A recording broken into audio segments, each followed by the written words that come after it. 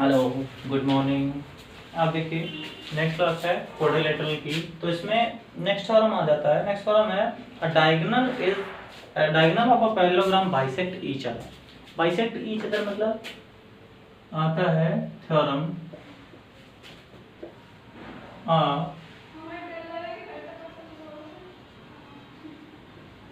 Diagonal of a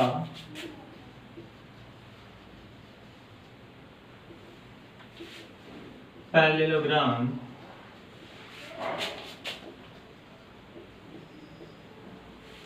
bisect each other।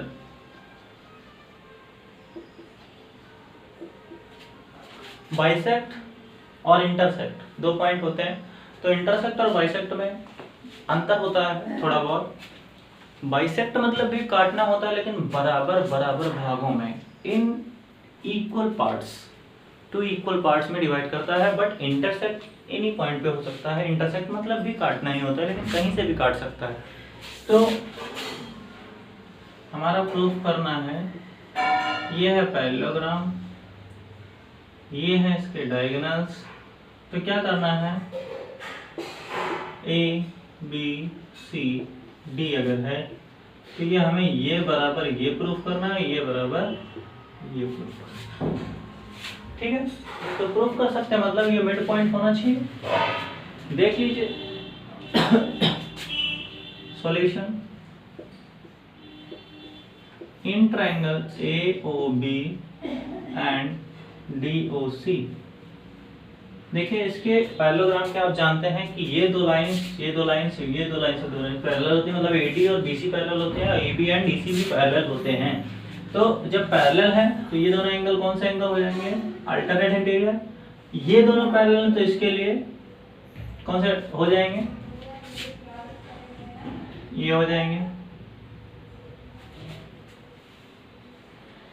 ठीक है, ये भी हो जाएंगे। लेकिन हाँ, अगर ये दोनों पैरेलल हैं तो ये वाला हो जाएगा alternate interior angle.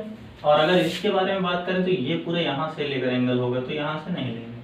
Interior angle ये हो गया। अब ये हो जाएगा वर्टिकली अपोजिट। देखिए इसे, angle AOB is equal to angle DOC। क्या है ये,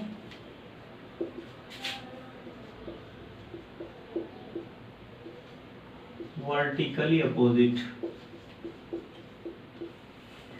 और angle OAB is equal to angle हो जाएगा OCB अल्टरनेट इंटीरियर एंगल।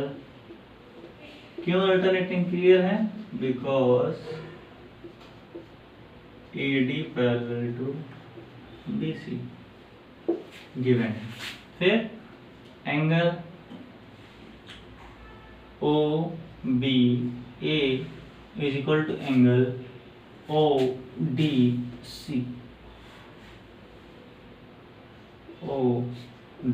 ये भी हो जाएगा अल्टरनेट इंटीरियर एंगल, बिकॉज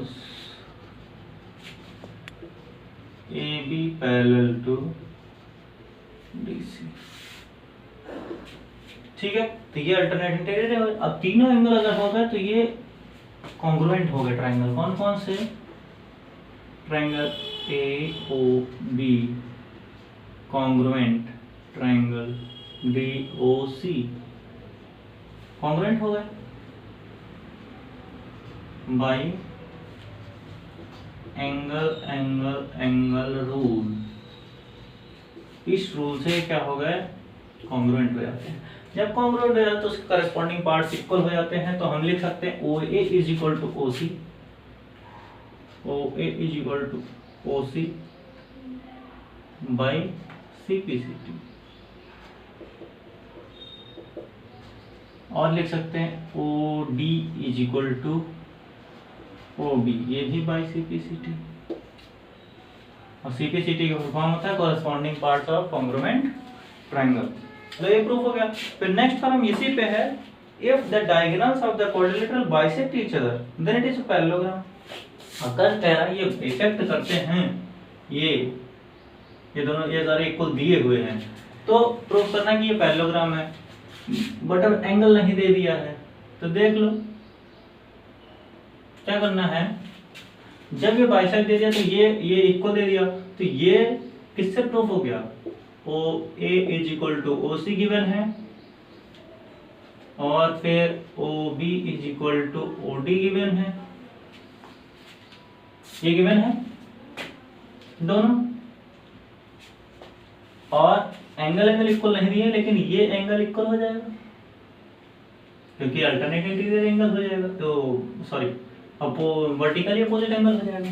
तो angle A O B is equal to angle D O C, ये तो बराबर ही होगा वर्टिकली अपोजिट एंगल। अगला थ्योरम इतने में ही हो गया।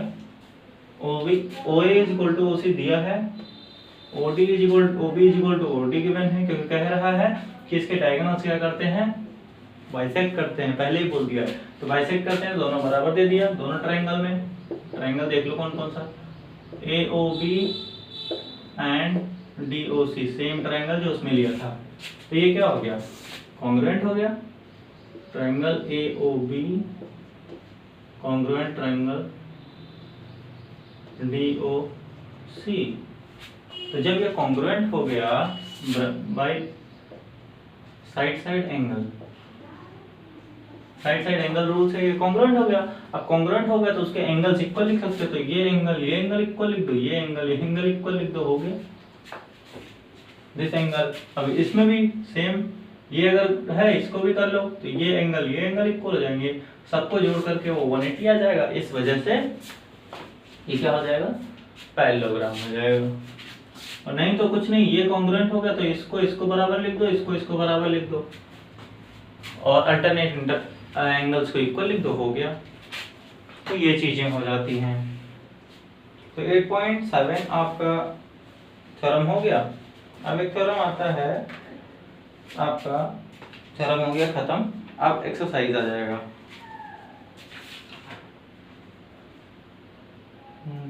है क्या,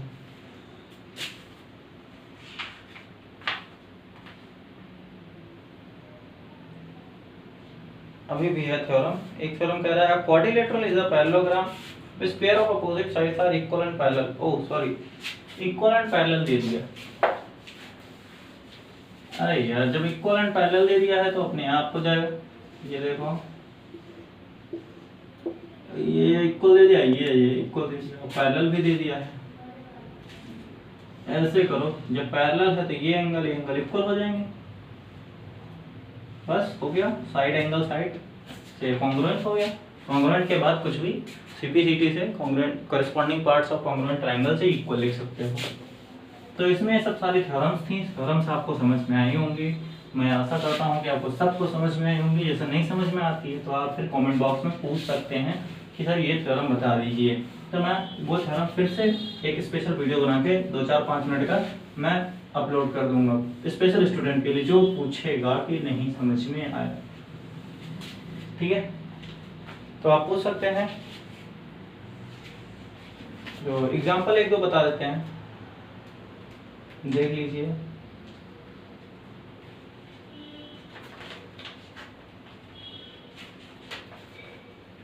एग्जांपल है सो दैट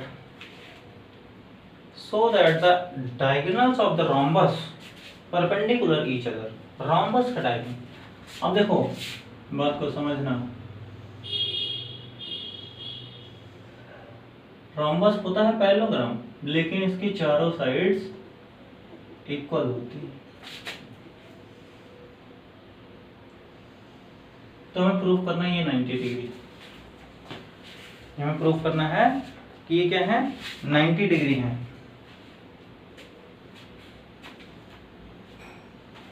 देख लो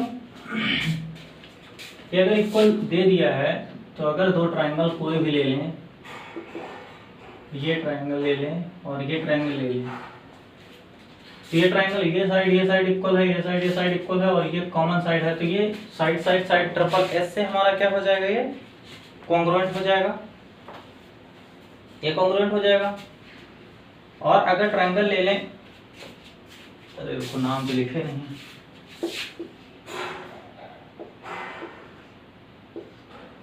ठीक,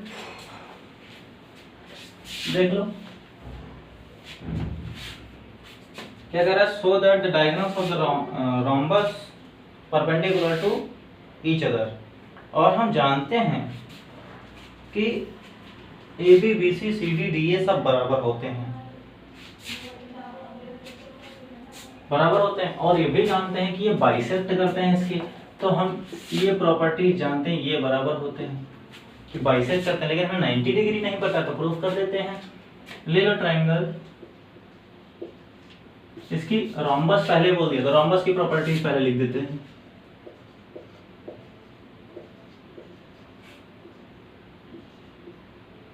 ऑल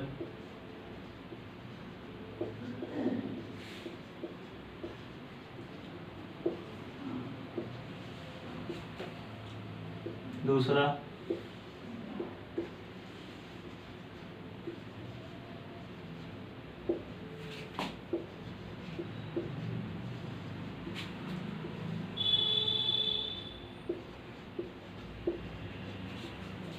बाइसेक्ट ईच अदर। देख लो ये प्रॉपर्टीज हो गई इन ट्राइंगल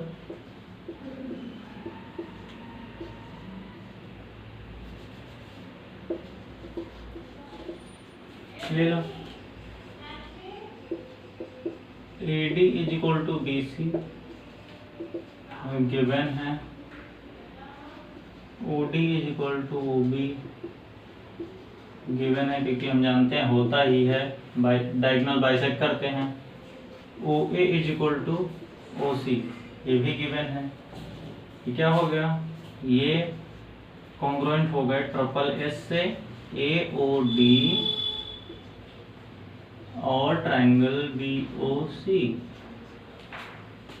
ये हो गया कॉन्ग्रुएंट। अब जब कॉन्ग्रुएंट हो जाते हैं दोनों ट्राइंगल, तो ये एंगल और ये एंगल इक्वल लिख सकते हैं, ये एंगल इक्वल लिख सकते हैं, सारे एंगल्स इक्वल लिख सकते हैं, ठीक। तो ऐसे जब इसको ले लेंगे तो ये एंगल इक्वल हो जाएंगे, ठीक। x प्लस इसको x मान लो, इसको y मान लो, इसको y मान लो, ठीक है। तो जब ये दोनों एंगल्स इक्वल हो जाएंगे, ठीक है, तो हमें क्या करना है, इन दोनों एंगल्स को AOD और COD हम जानते हैं, AOD ये एंगल और COD ये वाला एंगल, क्योंकि ये एक स्ट्रेट लाइन है, AOD plus COD is equal to 180 because AOC is straight line और स्ट्रेट लाइन हमेशा 180 डिग्री का होता है। तो AOD प्लस COD, ठीक है, AOD प्लस COD।